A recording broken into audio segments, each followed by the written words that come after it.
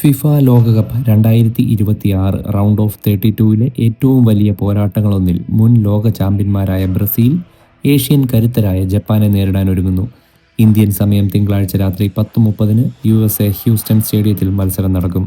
ബ്രസീലും ജപ്പാനും തമ്മിൽ ഏറ്റുമുട്ടിയിട്ടുള്ള 14 മത്സരങ്ങളിൽ 11 ബ്രസീൽ വിജയം കണ്ടു, 1 മാത്രം ജപ്പാനും. 2 കളി സമനിലയായി. ഈ മത്സരങ്ങളിലായി 37 ഗോളടിച്ച ബ്രസീലിനെതിരെ 8 ഗോൾ മാത്രം അടിക്കാനാണ് ജപ്പാൻ സാധിച്ചത്. മറ്റൊരു ശ്രദ്ധേയമായ കാര്യം, കഴിഞ്ഞ വർഷം ഒക്ടോബറിൽ ടോക്കിയോയിൽ നടന്ന സൗഹൃദ മത്സരത്തിൽ ബ്രസീലിനെ 3-2 തോൽപ്പിച്ച ആത്മവിശ്വാസത്തിലാണ് ജപ്പാൻ.